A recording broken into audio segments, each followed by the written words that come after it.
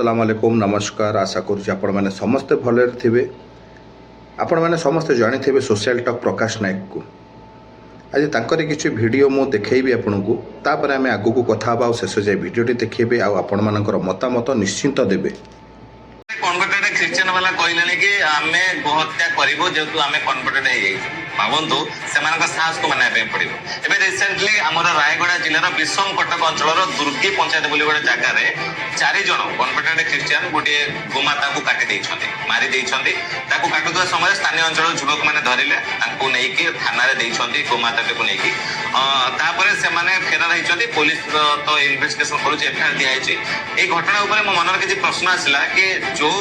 व्यक्ति माने किछि दिन तले जेतबे हिंदू थिले गोमाता को पूजा करूथिले सेहि माने जेतबे कन्वर्टेड क्रिश्चियन हे होछन्ती से माने गो हत्या करूछन्ती। माने आपण माने भाबंतु एति आमे दोष काहाको दबा। हम ओडिसा दिबा कोहळ कानून पुलिस प्रशासन अपारगता हिंदू मानकर एकत्रितकरण न हबा माने समस्त निज निज स्वार्थ रे माति जदी आपण माने सुनिथिबे कि डेमोग्राफी चेंजेस हम ओडिसा रे क्रिश्चियन मानकर डेमोग्राफी चेंजेस को प्रकार होउची आपण माने निजे देखुथिबे। ओडिसा रे अनेक जिल्ला अछि जो जिल्ला गुडिकर आदिवासी बहुल अंचल गुडिकर ए जो मिशनरी माने सेठी पसिकी विदेश रो मिशनरी फास्टर माने आसे कि से माने कन्वर्टेड करबा लागि छथि।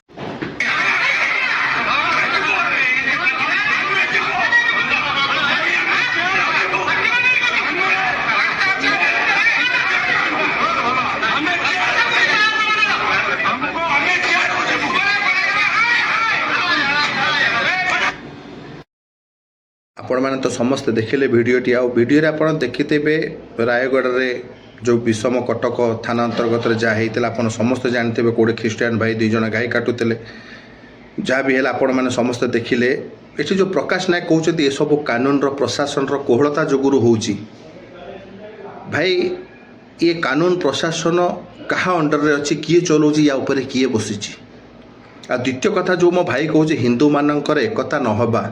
समस्ते निज निजर स्वार्थ लगी। अरे भाई सबुठ बड़ स्वार्थपर होच तमें तुमर जोटी स्वार्थ थाए तुम से जाओ तुमर जोटी स्वार्थ ना तुम जमा जाओनी। आज जो समाज को खंड विखंड तो करुच तुम्हें आउ तुमरी भली कई जन तुम कौचे से आगुरी हिंदू थे ख्रीस्टान हो गले गाई काटुच। अरे भाई तुम परा कुह हिंदू हिंदू भाई भाई आज सी भाई कौन पाई ख्रीस्टानिटी की गले तुम के पचार पछर कहानी के जानवा को चेष्टा कर कौन हिंदू धर्म एत कमजोर था जे चाउल बस्ता आ किसी टंका परिवर्तन हो भाई केबे नो तुम केबे जानवा को चेष्टा कलनि तुम उल्टा गोड़ को टाणुच आबे भी टाणुच माँ भणी लगे कटा पिटा चाउल बस्ता केते कौन कौच तुम आउ तुमरी भाई आउ कईटा जन केबे तुम ये भाविलनि कि आम कौचे हिंदू हिंदू भाई भाई आम भाई कहीं एमती कर से भाईर सुख दुखरे जाए छिड़ा हेलनि कि पचारलनि अरे भाई तू कौन पाई तू आम धर्म को आड़े तू अन्य धर्म को ग्रहण कर छाती लगे पचारि पारिलनि केवल तुम तुमर स्वार्थ को देखल जोठी तुमर स्वार्थ तुम सिटिकी गल समाज रे घृणा सृष्टि कला। आज भी तुम कईटा पोस्ट तुम जब 5टा भल कथा कह तो 50टा खराब मेसेज देच समाज को। आज समाज रे फाट सृष्टि कर तमें आउ तुमरी भली कईटा लोक। अरे मो भाई से आम ओडिशार मूल निवासी परा होउछन्ती से आदिवासी जहाँकर संख्या जो ओडिशा रे सबुठा बेसी आज से भाई कौन पाई धर्म परिवर्तन करुछन्ती। आज जो कौच फास्टर आसिक सब ये कर अरे भाई तमें ही तो तांको आड़ेल तमें ही तांको छी छी कल तांको निच देखल आसे आसिक फास्टर मैंने आसिक फायदा लुटिले। अरे कहार से करेन्ट ना कहार बाट ना किए मेडिकल ना किए मरुंच किए कौन होती। अरे भाई केबे कहीं गले सरकार तार फायदा नहीं भोट बेले भोट नवाक गला छाड़देला मरवाई से कहीं गले तापर आम आसीगले गोड़ टाणियापाई माँ भणी की गाड़ी दवापाई। आज आम निज निज भितर माँ भणी की आणिक पदारे पकाउे तुम कौच भाई तुम हूँ सबुठ बड़ स्वार्थपर। आज समाज रे जो यंग युव समाज रे आज युवक मान भितर तुम घृणा सृष्टि कर तुम स्वार्थ पाई कम कर। भाई तुम माने जनवरी रे कई जन जो मोर गो सेवक भाई मैंने आसिक जो आंदोलन करथिले भाई कौन है बजेट पासे बाटर आसिक चलीगला।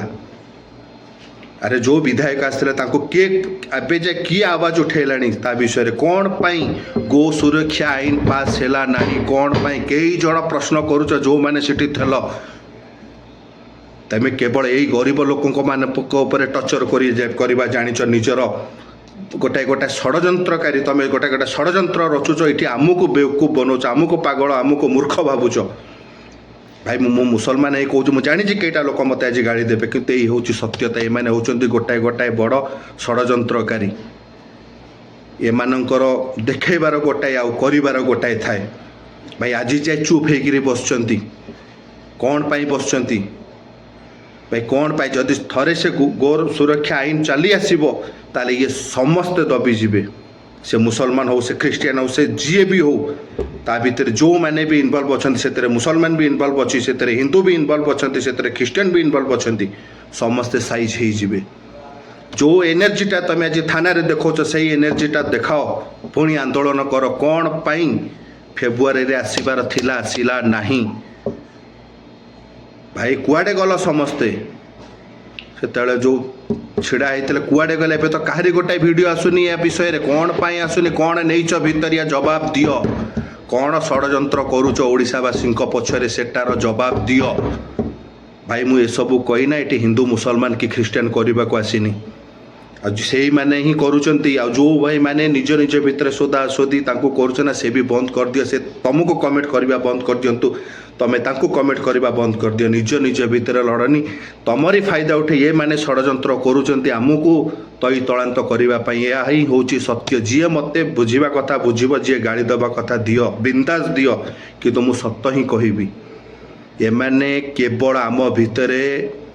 ଝଗଡ଼ା ଲଗେଇ ଏମାନେ ନିଜର ଫାଇଦା ଦେଖୁଛନ୍ତି ଇଏ ହେଉଛି ସବୁଠୁ ବଡ଼ ସ୍ୱାର୍ଥପର ୟା ଭଳି ଆଉ କେଇଟା ଅଛନ୍ତି ଏବେ ଏମାନଙ୍କର ପାଟିରେ ତାଲା ପଡ଼ିଯାଇଛି ଭାଇ ଆଖି ଖୋଲନ୍ତୁ ଏବେ ବି ସମୟ ଅଛି ଆଖି ଖୋଲନ୍ତୁ ମୋ ଭାଇ ଭାଇ ମୁଁ ଏସବୁ କହି କାହାରି ମନରେ କଷ୍ଟ ଦେବାକୁ ଆସିନି ଯଦି କାହାରି ମନରେ କଷ୍ଟ ଦେଇଥାଏ ତାହେଲେ ମୋତେ କ୍ଷମା କରିବେ ମତାମତ ନିଶ୍ଚିନ୍ତ ରଖିବେ ଆଗକୁ ଏ ଭିଡ଼ିଓଟି ସେୟାର କରିବେ ଯେଉଁମାନେ ବି ସେଦିନ ଥିଲେ ଆଜି ସେମାନେ କ'ଣ ପାଇଁ ମୁହଁ ବନ୍ଦ କରିଛନ୍ତି ସେ ତା'ର ଉତ୍ତର ନିଶ୍ଚିନ୍ତ ରଖିବେ ରହୁଛି।